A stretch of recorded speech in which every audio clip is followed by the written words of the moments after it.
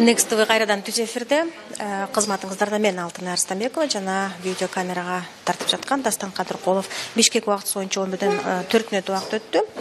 Бүгүн биз ушул 24 KG маалымат агенттигинде журналист Элнура Алканова тарабынан даярдалган кырсыз коттедж жайгашкан Ideal House VIP шаарчасын ким сатып алган темасында атайын журналисттик иликтөөсүн жасаган. Ошол иликтөөнүн негизинде журналист Элнура Алкановага кылмыш иши козголгону маалымдалды. Элнура Алканованын өзүнүн айтымында 193-194 беренелердин негизинде кылмыш иши козголгон. Бул беренелерде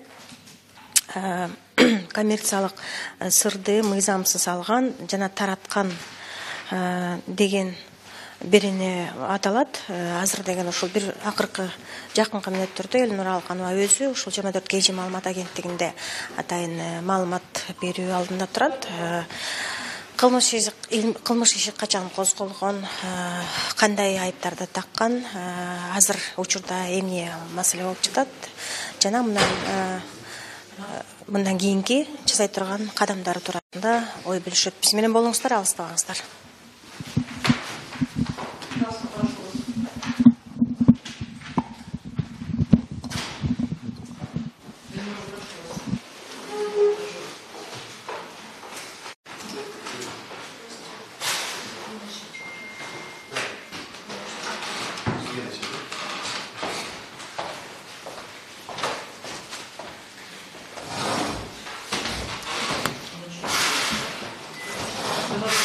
Вот здесь ваше место.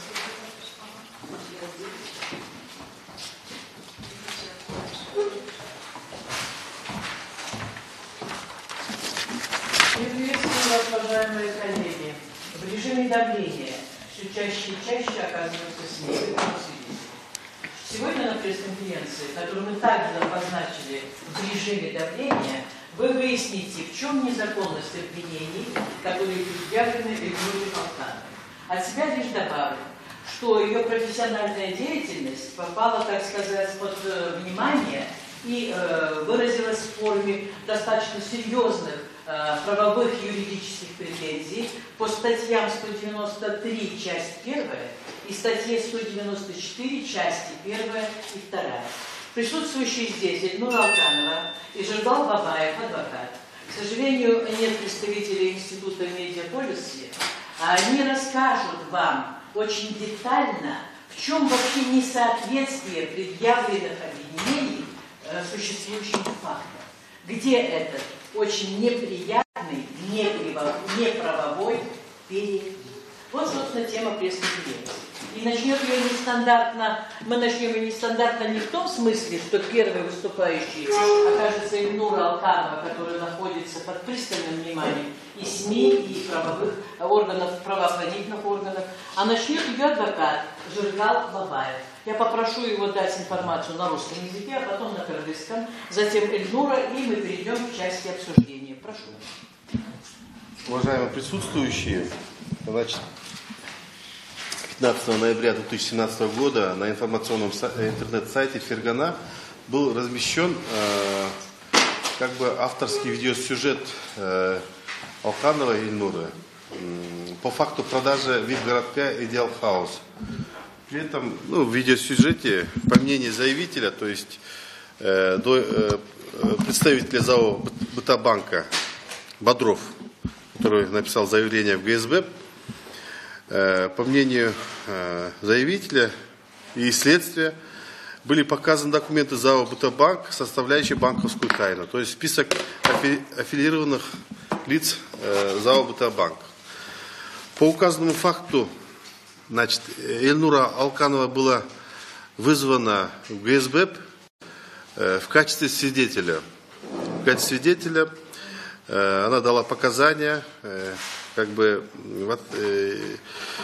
ее допытывали, чтобы она дала источник информации. Но, как вы сами знаете, согласно закону о средствах массовой информации, этот источник не раскрывается. Журналист вправе не обязан раскрывать этот источник.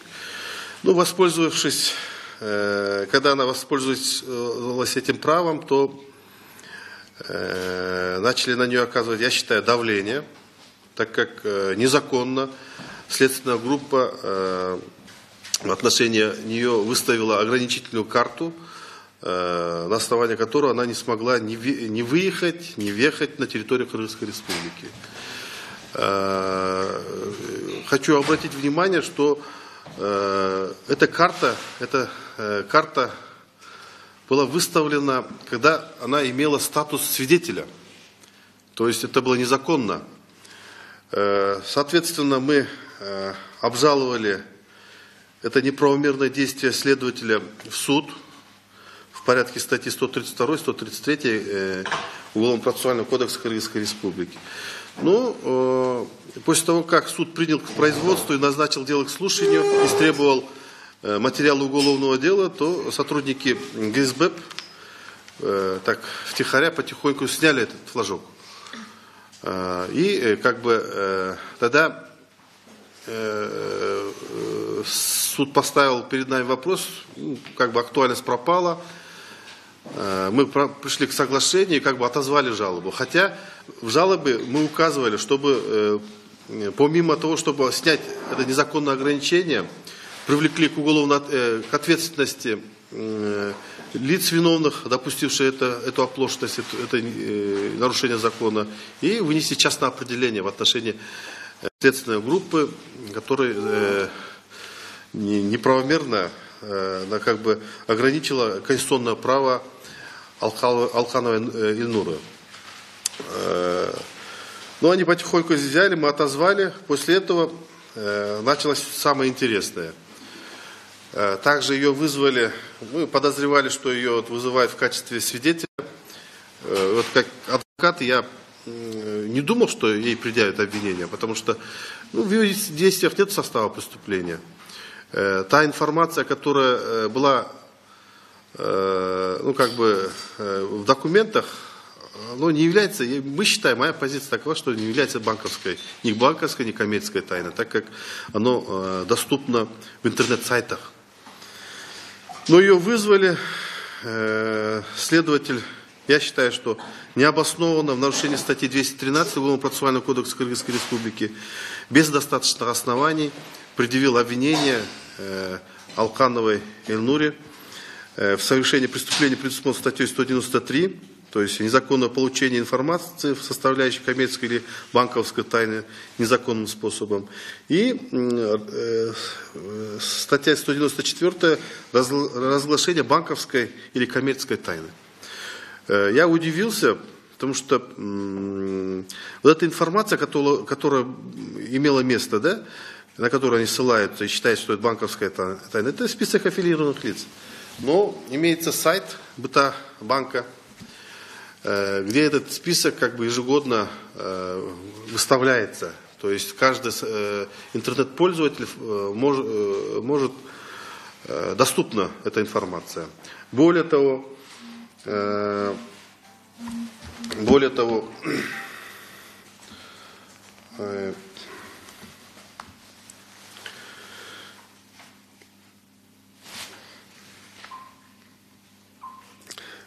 что обвинение предъявлено, незаконно, так как своей журналистской деятельности Алканова не занималась собиранием сведений, составляющих коммерческую или банковскую тайну незаконным способом.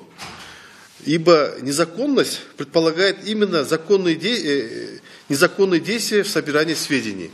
То есть, чтобы образовался состав преступления, предусмотренный статьей 193, незаконным способом журналист должен собирать эти сведения. А в чем выражается, согласно комментарию Уголовного кодекса, в чем заключается незаконность собирания сведений? Это предполагает именно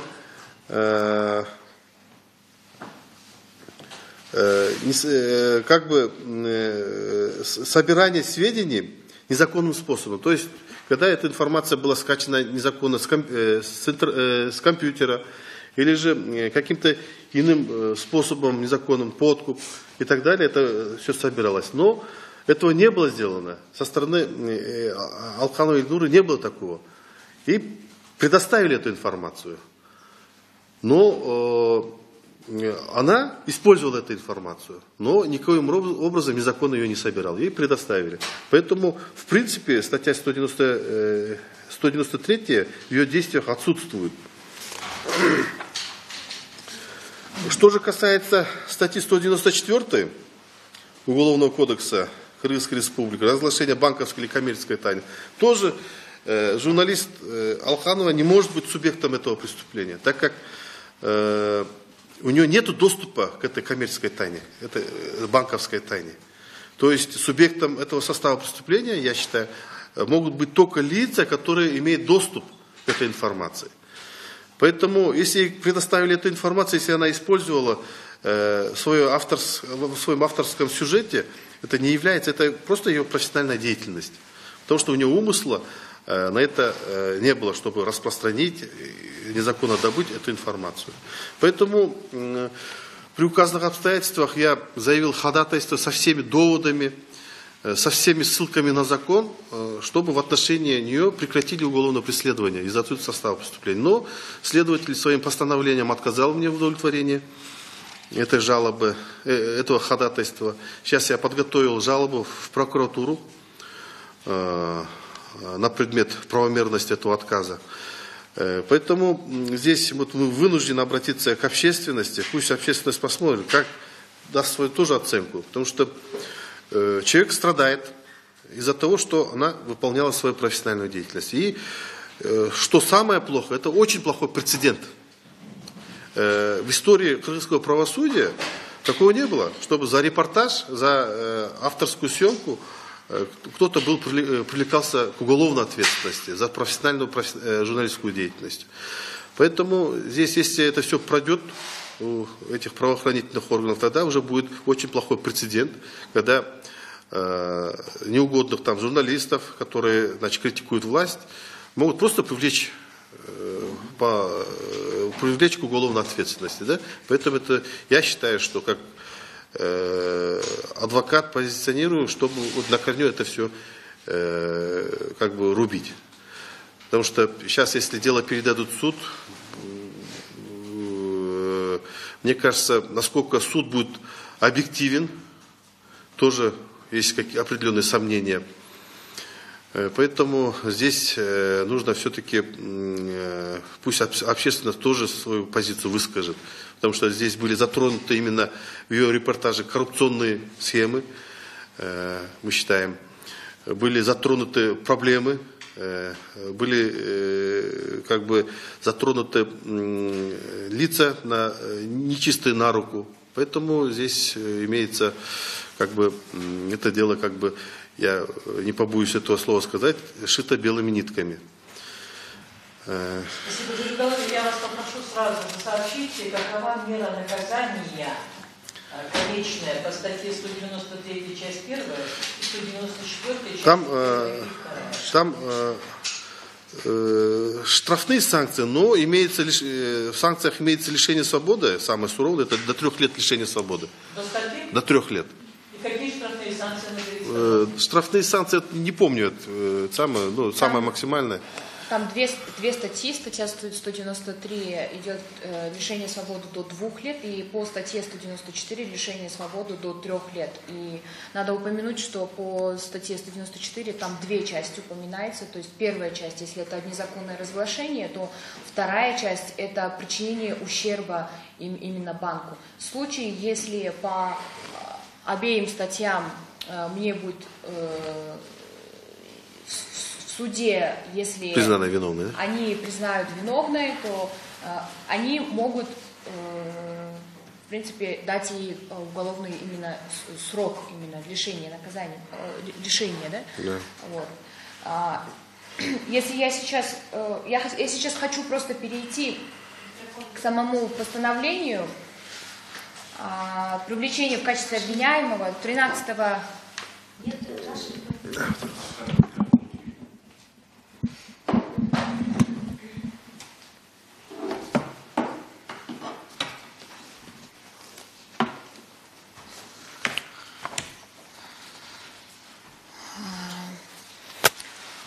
В октябре и в ноябре 2017 года я опубликовала расследование в 2 частях.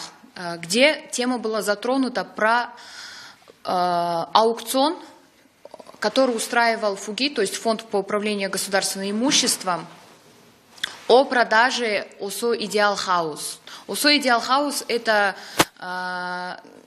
VIP-городок, который находится по соседству государственной резиденцией, состоит из 12 гектаров и 48 недостроенных элитных коттеджей. Этот объект в 2013 году эксперты, которые привлекали ГКНБ, оценили в свыше 700 миллионов сомов. Возбудили уголовное дело, потому что до этого оценка была крайне заниженная. 58 миллионов. Такова была оценка этих коттеджей. Невооруженным глазом любой среднестатистический человек может понять, что это крайне заниженная цена. Но после того, когда эксперты ГКНБ оценили свыше 700 миллионов сомов, почему-то торги не состоялись. И ФУГИ говорит, что торги были свыше 9 раз, но никто не хотел покупать по столь заниженной цене. И, наконец-то, в прошлом году объявили тендер, принимают участие две неизвестные, непонятные компании: ОСО Бизнес Про и Восток Техкомплект. Компания вообще, если на человеческом языке говорить, это компания «Пустышка». Почему «Пустышка»? Потому что все журналисты и мои коллеги, другие издания, все писали про эту компанию, и никто не мог понять, откуда эта компания у нас на рынке Бишкека появилась и откуда у них $2 миллиона. Даже если $2 миллиона это заниженная цена, это для бишкекского рынка большие деньги. Большой вопрос, откуда эти деньги у непонятной компании «Пустышки». Почему «Пустышка»? Потому что эта компания не занимается активно никакой деятельностью. Мы посмотрели на портале «Открытый бюджет», нету там никаких средств, налоги не платилось. Уставного капитала нет, то есть там уставной капитал этой компании состоит из 1000 сомов. Учредитель ничего из себя не представляет.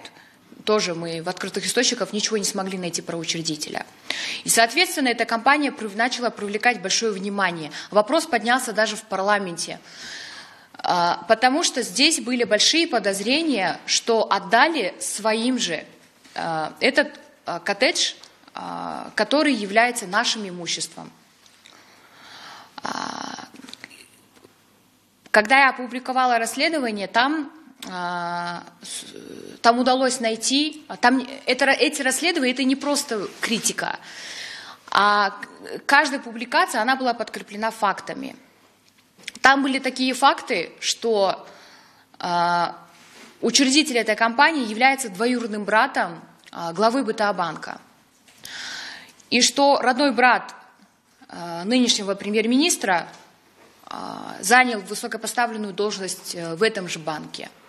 И в подтверждение одних из фактов, которые я показывала, этот документ, список аффилированных лиц, который я опубликовала, который я случайным образом получила, который случайным образом оказался у меня. Этот документ доказывал, что ОСО «Восток Техкомплект» описывается по сведениям самого банка, что фактически косвенно принадлежит главе ЗАО «БТА-банк». После публикации банк сам подтвердил подлинность этого документа, заявив с требованием, что этот документ его украли, требуем возбудить уголовное дело. Для журналистов это только подтверждение, что все сведения, которые были в этом документе, они подлинные. И банк это сам признал.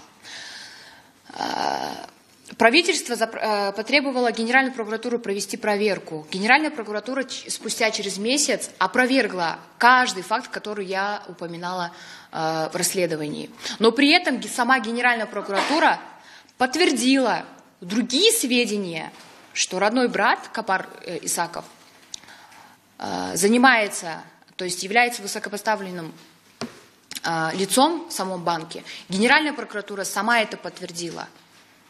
То есть она дословно сказала, что да, действительно, он является сотрудником, но он работает в правлении, он является советником правления банка. Он никакого отношения к председателю совета директоров не имеет отношения. Это не называется аффилированностью. Но журналисты, мы же понимаем, что такое аффилированность. И почему Генеральная прокуратура так яро защищает своих представителей правительства? Я про шельмование пропущу, как КТР в день 4 раза начала опровергать полностью. Это была активная такая медиакомпания против моей публикации. Но на этом не закончилось. Ссылаясь на Генеральную прокуратуру, 18 декабря потребовали принести публичные извинения. Этим же днем информагентство Фергана отказалось опровергать, потому что мы полностью изучили, дважды перепроверили все свои сведения, сверили с Генеральной прокуратурой, а Генеральная прокуратура в то же время возбуждает уголовное дело по факту возможной заниженной стоимости этих коттеджей. То есть они тоже начали подозревать, что там что-то нечистое. Ну а почему, с какой стати здесь я должна быть виновата и меня должны привлекать? Почему?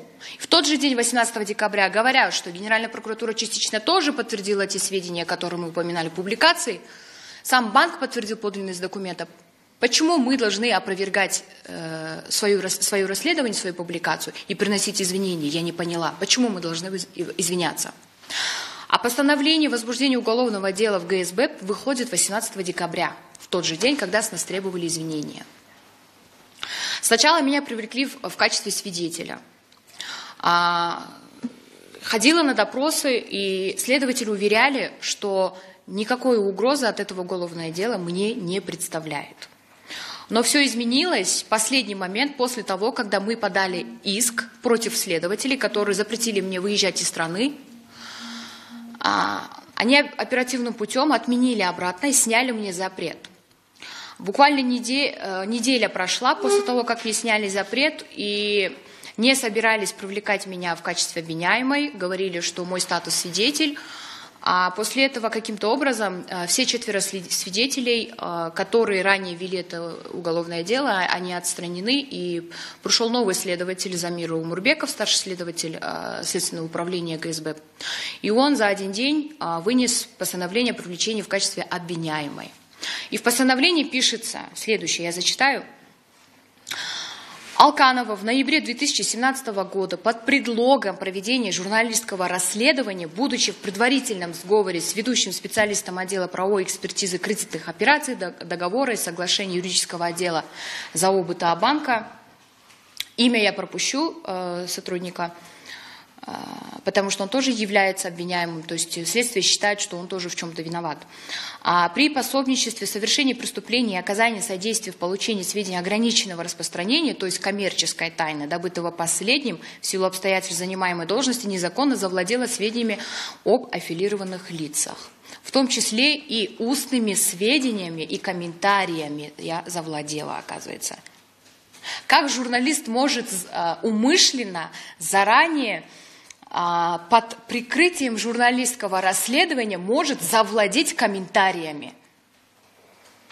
Вот такое постановление я сейчас держу.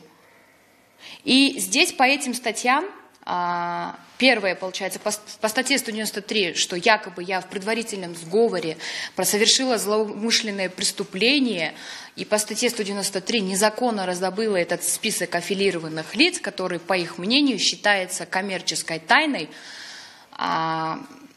может грозить от штрафа 50 средних зарплат до 2 лет. По статье 194 от 50 средних зарплат до 3 лет. Вместе получается 2 статьи, это до 5 лет лишения свободы, это максимальный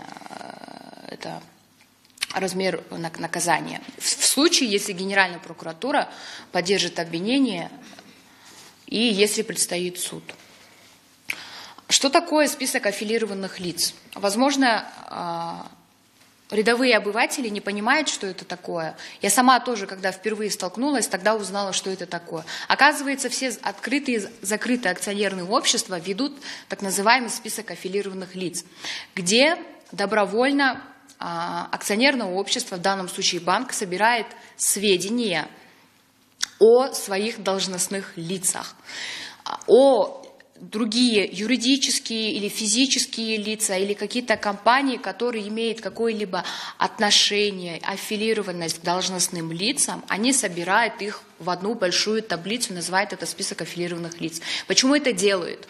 Эта информация, она должна раскрываться перед акционерами, эта информация должна раскрываться перед Нацбанком и перед общественностью. Для чего? Для предотвращения конфликта интересов. Для того, чтобы вот этому узкому кругу лиц не выдавались кредиты, если упрощенно говоря. Как такой документ может считаться коммерческой или банковской тайной? Статья 129 о банковской деятельности Кыргызской Республики о чем говорит? Что такое банковская тайна? Банковская тайна – это сведения, которые появились в результате взаимодействия клиента с банком или сведения, которые были доверены клиентам банку. Содержит вот такие данные этот документ? Нет, не содержит. Каким образом документ является коммерческой тайной? Где экспертиза? Где экспертиза? Материалы дела мы получили неделю назад, успели изучить, и там нет ни одной экспертизы, которая дала бы оценку, что этот документ является коммерческой или банковской тайной. Есть ответ Нацбанка, который тоже не утверждает, что этот документ является коммерческой или банковской тайной. Нацбанк только предполагает, что, возможно, при каких-то обстоятельствах может этот документ считаться банковской тайной. Это не утверждение. А здесь также в постановлении говорится, что я под предлогом проведения журналистского расследования. Что такое под предлогом проведения журналистского расследования? Как можно притворяться журналистом, я не поняла. Здесь говорится, что я была, будучи предварительном сговоре. Каким образом в сговоре? Где этот сговор происходил? Каким образом я получила документ? Я побежала, зашла в банк, или они ко мне прибежали, мы где-то встретились в кафе, чай пили, таким образом документ получила. То есть об основании вводной части предъявления мне обвинений нету, на что ссылаться. Это означает, что, возможно, следствие полагается на суд. То, что в суде, я не знаю, может быть, даже этот сотрудник банка, которого якобы привлекает и считает, что он тоже в чем-то виновен, может быть, у него завтра возьмут какие-то признатели, может быть, этот человек тоже подставное лицо, кто знает. Возьмут признательные, может сочинить какую-то историю и сказать, что я где-то каким-то образом заполучил этот документ. Все может завтра случиться. И для того, чтобы предотвратить, для того, чтобы защитить и отстаивать свои права, для того, чтобы в будущем дальше проводить журналистские расследования, изучать и бороться с коррупцией, дальше публиковать и работать спокойно, мне нужно сейчас отстаивать свои права. Свои права я не могу отстаивать одна. Потому что для чего эти публикации делаются? Для чего журналисты работают? Я не видела ни одного журналиста, который зарабатывал большие деньги или вел бизнес. Мы все люди-идеалисты и надеемся, что когда-то причитается. Когда-то от нашей работы, от коллективной работы будет какой-то большой результат. И мы на это... Я надеюсь именно на общество. Если вы не поддержите, не будете обращать внимание, если вам вообще не нужны журналистские расследования, тогда нет смысла вообще журналистики. Если вы мне поможете отстаивать свою точку зрения, и чтобы все было законно, чтобы было справедливо, тогда сегодня мы не должны молчать и друг другу должны оказать поддержку. Потому что у меня нет намерения бросать свою работу. Я намерена дальше продолжать. И дальше я надеюсь, что расследование будет намного серьезнее и в особо крупных размерах. Спасибо большое. Кыргызча.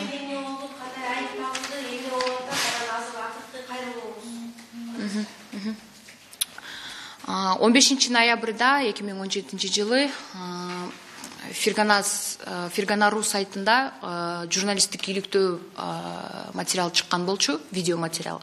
Ал жерде Осо Идеал Хаустун мүлктөрү боюнча сөз көтөрүлгөн. Ал жерде мындай деп айтылган болчу. Осо Идеал Хаустун мүлктөрү Шкырсейс коттедж кимдердин колуна өтүп кетти деген сөз болгон болчу. Ошол жерде бир документ чыккан, бул список аффилированных лиц. ал документте ошол компания Осо Востоктехкомплект деген утуп алган 142 миллион сомго утуп алган ошол компаниянын артында кандай адамдар турат деп ошондой суроо коюлган болчу ал иликтөөдө. Бирок ошол документти негедир банк бул банковская тайна деп айтып, эч кандай экспертизасы жок эле кылмыш иш козгош керек деп талап койду. 18 декабрда Ген прокуратура текшерүү өткөрүп, өзүнүн натыйжасын чыгарып, ал жерде бүт иликтөөдө айтылган сөздөрдүн баарын жокко чыгарды. Бирок ошол эле убакта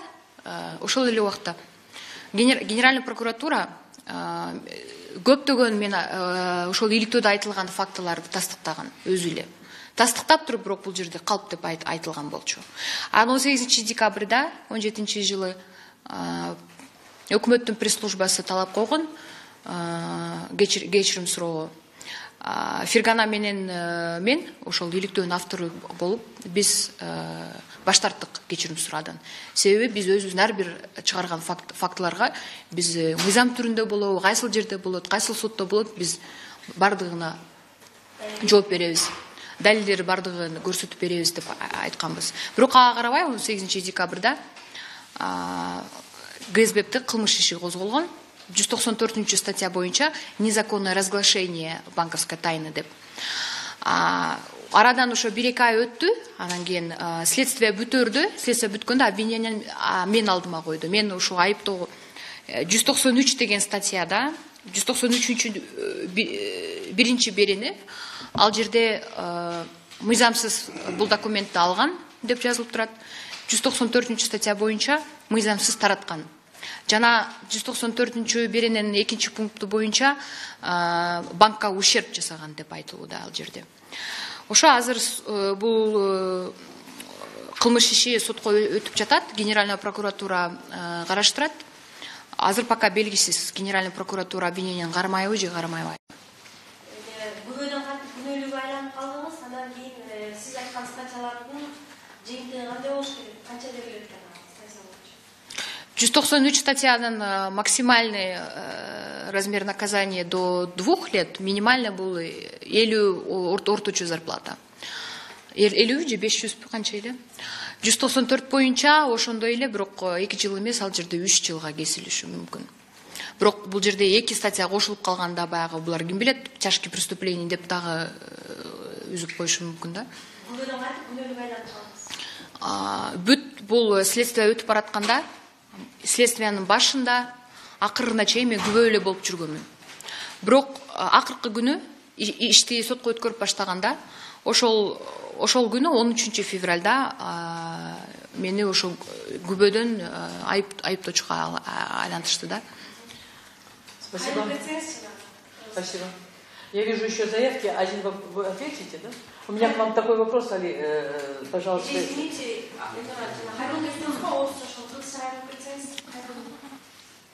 Азыр будет отдельно? Говорите. Хорошо. Мен кайрылып кеткеним бул мен негизи максатым бардык ошол иликтөөлөрдү чыгарганда бул 48 коттедж боюнча бул жалгыз иликтөө болгон эмес. Буга чейин жайында Liglas Trading деген Чехиядан келген инвесторлор боюнча иликтөө чыгарган болчу. Алдагы топ жарылган иликтөө болуп эсептелген. Декабрь айында ал иликтөө мыкты иликтөөлөрдүн бири деп наамын алган международный организация боюнча. Ал жакта дагы өздөрүңөр билесиңер, өкмөттө иштеп жүргөн ошолордун бирөөсү аралашкан деген аябай көп миш-миш сөздөр болгон. Ага мен эч кандай тиешим жок. Менин ишим бул бир гана факттарды чыгарганы. Анда ага чейин дагы көптөгөн эле иликтөөлөрдү чыгарып жүргөнмүн. Анан кийин булардын баарынын натыйжасында мага иш козголуп, мен жазган коррупционерлер жөнүндө иш козголбой, менин үстүмдөн иш козголуп, менимче негизи Кыргызстанда жаш журналистке иш козголгон эмес.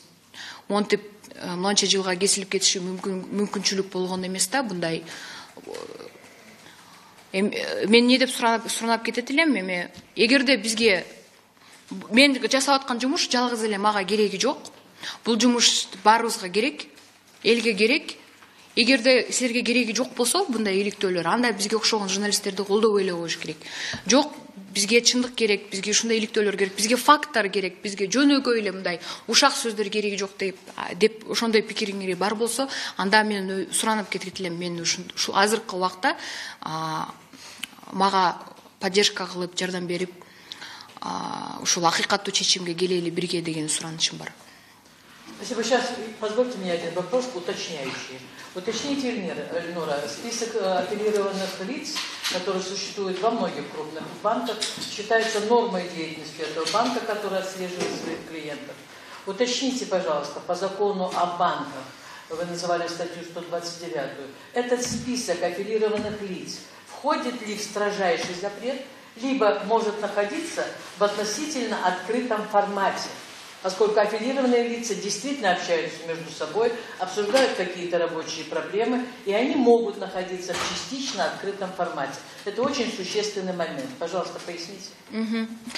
Список аффилированных лиц ЗАО БТА Банка Кыргызстан находится в Казахской фондовой бирже в открытом доступе. Ежегодно публикуется. Потому что ЗАО БТА Банк Кыргызстан является дочерней компанией казахского банка ЗАО БТА, акционерного общества БТА, то есть. Акционерное общество БТА, согласно законодательству и постановлениям законов и норм Национального банка Казахстана, обязано публично в интернете выкладывать на казахской фондовой бирже и также дублировать на собственном сайте и показывать круг узких лиц, которые имеют аффилированность или прямую связь к должностным лицам банка. Если этот документ является банковской или коммерческой тайной, тогда нужно возбуждать уголовное дело в отношении тех... Спасибо большое. Пожалуйста, ваш вопрос, представьтесь. Негізі сұрақта елін ұраймыз керек. Біріншіден, сіз ұшу материал шығару мен біреудің қолында құрал болып болған жоқсыз, екіншіден сол тармақтарда сізден біздегі ақшын елшінің барытқан сұрауы тартылған видео тақырыпта біреу кеңшілік алым салынды. Бұл туралы ойыңыз қандай, қандай ойлайсыз, бәлкім сізді қаралу болып жатады деп екі сұрақ жүргізіңіз. Бірінші сұрауны не деп айтты, түсінбей қалдым. Біреудің қолында құрал болған жоқты, сізге жөніне келіп қалған жоқты, біреудің сондай источник информация ошол қаралу бойынша қалған әрекетінде сіз құрал болып қалған жоқты. Біреудің қаралу бойынша әрекетінде қаралу бойынша біз сапари саққа түзу ошо қайырмайчы болып қой сіздерге. Ошол себептен мысалы сізге қылмыс қозғалып жатыр. Жоғысы мына қачан маған деле иликтеп берсеңиз мындай иш болмайды. Мен 2 жылдан бери ушул журналисттик тармакта иштеп жүрөм. 8ге жакын иликтөөлөрдү чыгарганмын. Жана бир гана Кыргызстанда иштеген эмес, мен чет өлкөдө в Центре исследования организованной преступности, коррупции ушул жерде мен 1 жылга жакын иштеп жүргөнмүн. Мен тажрыйбам жетиштүү. Бирөөнүн колунда курал болбош үчүн. Бизде журналисттик этика бар, кодекс бар, закондор бар. Ошолорго карата биздин кылып аткан ишибиз, жумушубуз дал келеби, дал келбейби деп туруп, ошого биз таянып ишибизди кылабыз. Бул жерде эч кимдин колунда эч кандай курал болгон эмес. Себеби ал жерде жөн эле жок жерде мондай макала чыккан эмес ал жерде. Ал жерде фактыларга таянып, документтерге таянып, жада калса ошол чыгарган документти өзү банк тастыктады, бул подлинник деп. Настоящий документ. Ал жерде эч кандай мындай ойдон чыгартылган факттар болгон эмес, эч кимдин интересинде бул материал чыккан эмес. Экинчи сурооңузду да бир жолу айтылып койсоңуз, эмне жөнүндө, кайсыл видео жөнүндө? Видеоңуз тарады, Америка элчилигинде биздеги акшын Америка Кошмо Штаттары элчилигине кирип бараткан видеоңуз таркады. Бул эмне себептен бул тууралуу кандай ойлойсуз? Сиз ушул өзүчө башталгандан ушул видео таркады, бул кандай бир байланышы барбы же жөнүнө кирип баргансызбы же эмне болгон? Мен 2016 жылы күзүндө Госдепке программа менен катышканмын.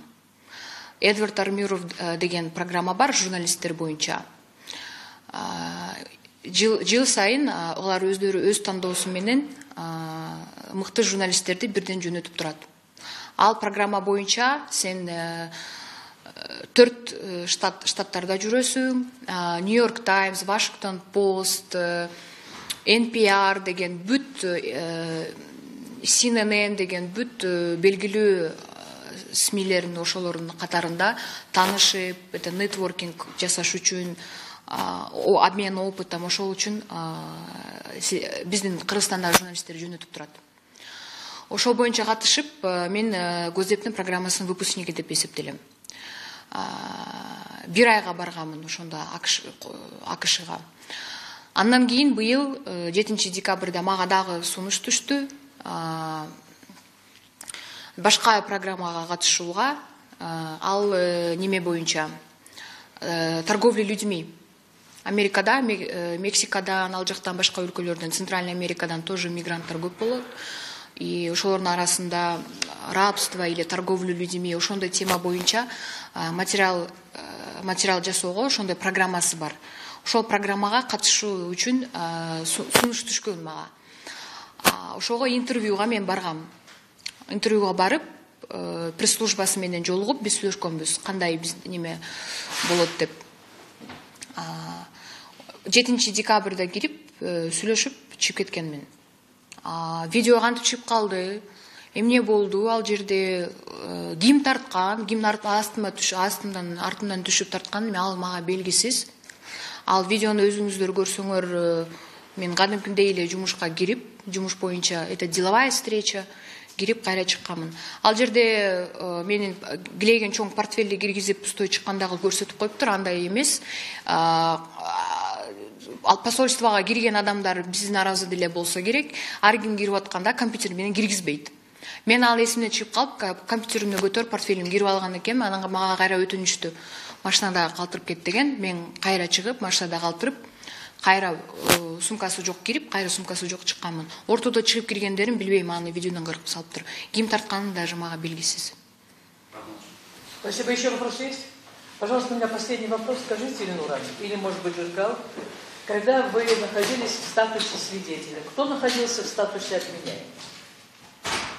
Вообще, на какой предмет изначально было возбуждено дело, по которому вы проходили в статусе свидетеля? Согласно материалам уголовного дела, которые мы изучили, все эти почти 2 месяца расследования не было обвиняемого.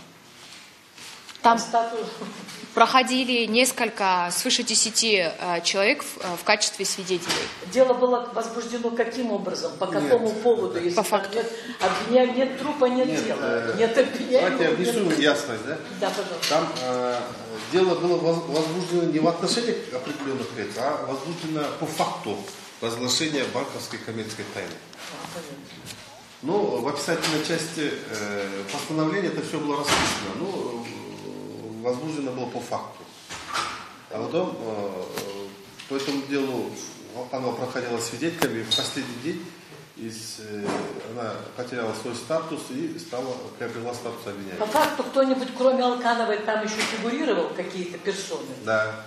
А не можете их назвать? Нельзя их назвать? Сотрудники банка, случайные люди, кто это?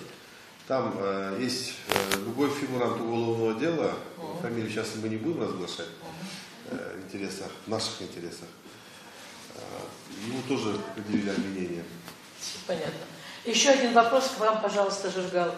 Это уголовное преследование журналиста. Уголовное преследование журналиста. Много бывает всевозможных дел возбуждено в отношении журналистов, и они постоянно идут, но вы не скажете, Жиргал, на вашей практике, сколько вообще было уголовных дел, связанных с профессиональной деятельностью журналиста? Либо это действительно первый прецедент? На вашей памяти. Может, я защищал журналиста Дарбека Урмонова, когда в отношении него возбуждалась Орумбекова, извиняюсь. Тогда Генеральная прокуратура в интересах президента Кыргызской республики предъявила иск о взыскании морального вреда за его тоже расследование в связи с событиями 2010 года на юге. Потом это дело тоже было таким подконтрольным делом. В отношении него возбудили потом уголовное дело за неисполнение судебного решения о взыскании вот этого 2 миллионов. Но это как бы было следствие после первого. А что напрямую Да. налоговую. А на моей практике и вообще я считаю, что вот, такого рода дело, но вот впервые. Потому что сейчас, я не знаю, как можно так, очень грубо и предъявили обвинение, да, необоснованно в нарушении статьи 213. Потому что сведения касательно банковской тайны или коммерческой тайны, они должны быть доказаны. То есть какое-то заключение эксперта должно быть, что это является действительно банковской тайной или коммерческой тайной. Но не имеет под рукой таких веских доказательств, предъявляет обвинение, серьезное обвинение Алкановой Ильнуре. И я заявляю ходатайство, излагаю все свои доводы. Следователь просто как бы вынес постановление, просто отписался, да, нету мотивированного отказа. Поэтому я считаю, что здесь такой переломный момент происходит, когда за такое независимое какое-то расследование журналиста, да, могут привлечь к уголовной ответственности по надуманным статьям, да. Поэтому здесь такой плохой юридический прецедент. Скажите, пожалуйста, как должна извернуться сейчас следственные органы, правоохранительные органы? Как они должны поступить таким образом, юридически решить вопрос, чтобы дело как такового не состоялось, потому что на самом деле нет состава преступления. Дело... Как это делается юридически? Может быть, вы подскажете власти какое-то решение, при котором оно как бы еще сохранит лицо? Дело передали сейчас в прокуратуру для изучения, на изучение. Я считаю, если прокурор подойдет к этому делу принципиально, объективно, то прокурор должен вернуть следователю это дело с указанием прекратить уголовное преследование. Все понятно. И пожалуйста, прошу.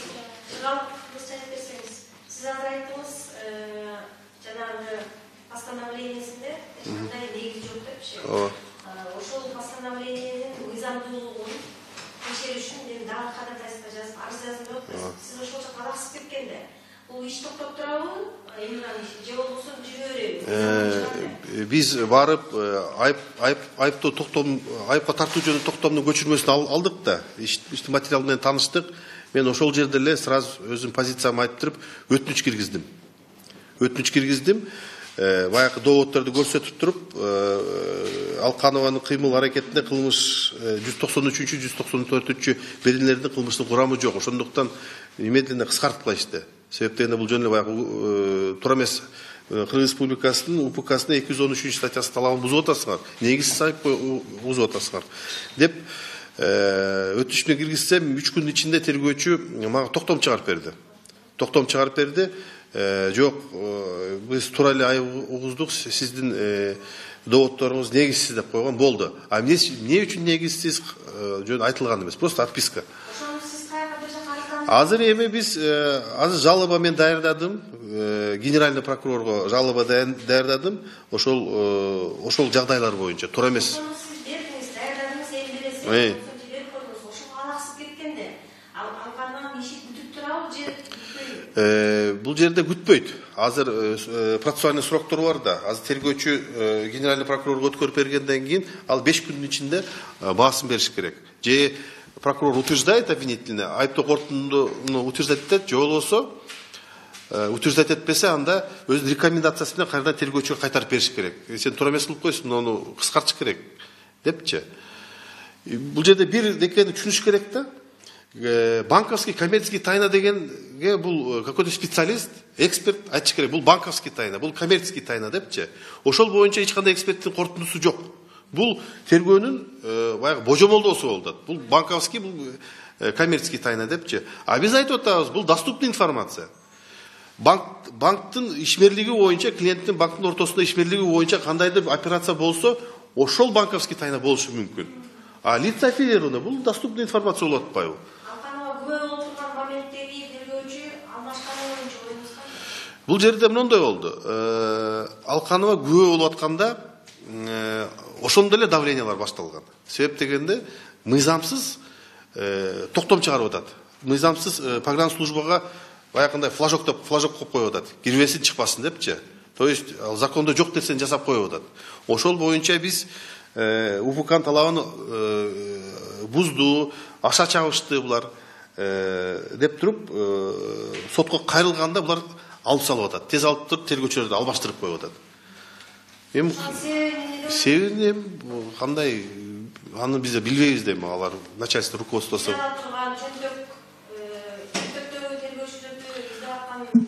Болушу мүмкүн, андайдан болушу мүмкүн. Себеп дегенде Элнура Алканованын тагдырын 1 саатта эле чечип коюшту. Күбө катары келди дагы, тергөөчү баары даяр экен, аныкычы. Обвинение предъявлять этти, иштин материалдары менен мына жерге кол койгула деди, башкаруу чарасын тандады. Бул 1 саат, 1,5 саатка да тергөө бүттү да. То есть в статусе подследственной в качестве обвиняемого она пробовала 1,5 часа. И айдап койду тергөөчүгө, прокуратурага. Если вкратце сейчас объяснить, предыдущая следственная группа, которая проводила все расследование, все 4 следователей, как я поняла, они отказались предъявлять мне обвинения, и они сняли запрет о выезде. Но за 1 день следователя поменяли, и другой старший следователь следственного управления, он предъявил мне обвинение, и тем самым он явно превысил свои полномочия и злоупотребил своим положением. И мы требуем привлечь к уголовной ответственности таких следователей, которые совершают такого рода преступления. Вот я хочу сказать, отметить особо, когда мы написали жалобу, у нас судебный процесс был по жалобе. По нашей жалобе был судебный процесс. Тогда следователь пришел, на наши вопросы я задал ему там таких 10 вопросов, он ни на один не смог ответить. Да, следователи, они пришли, они мойнына алышты да аларчы, что туура эмес болуп калды депчи. Ол протоколдор бар, сотто протоколдор бар. Эч, Элнура экөөбүз катыштык, биз 10 чакты суроо бердик, бирөөсүнө дагы жооп бере албай койду. Ошондуктан бул эми билбейм, сотко барып эле кантип далилдейт? Ал жерде суроо беребиз да биз дагы. Мен эксперттин заключениеси жок, кантип этесин? Утверждать этесин, что это банковская тайна. Дегенде ошол суроолорго кантип жооп берет эми булар? Ошол силердин он суроого жооп бере албагандыгы үчүн тергөөчүлөр апарышты. Тергөөчүлөр алмашылды дагы, мен айттым го, барып туруп 1 саатта айыбын угузуп койду. Бирок менимче ал тергөөчүлөр алмашканын себеби бул алар мага айып коюудан баш тарткан. Ошондой болушу мүмкүн. Запретти чечкен, и ошол үчүн алмаштырып тергөөчүнүн башканын коюп, ошодон кийин мага айыптуу койгон. Сүү жакта начальстволорун аткарбай койду, потому что алар эми тоже дееспособные люди. Эртең акталып кетсе, алар өздөрү жоопко тартылышып калышы мүмкүн. Осознали они? Завершая пресс-конференцию, хочу задать вопросы, за которые, собственно говоря, сбор и начался. Скажите, кто купил коттедж, на какие деньги в конечном счете?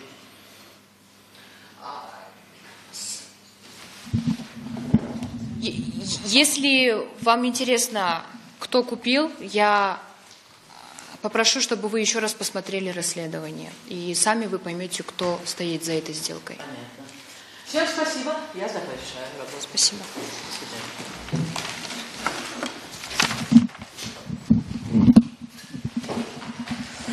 Next өтө эфирде болду.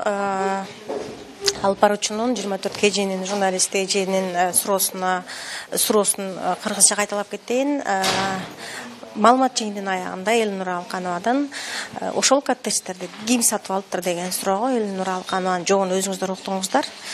Мен дагы сунуштайт элем. Ким сатып алганын билиш үчүн Элнура Алканова жасаган журналисттик иликтөөнү YouTube'дан Элнура Алканованын өзүнүн Facebook'тагы расмий YouTube баракчасынан көрө аласыздар. Кызматыңыздарда мен Алтынай Арстанбекова жана Дастан Кадыркулов болдук. Ар дайым биз менен болуңуздар. Все, можно проходить? Да, можно. Жақсы.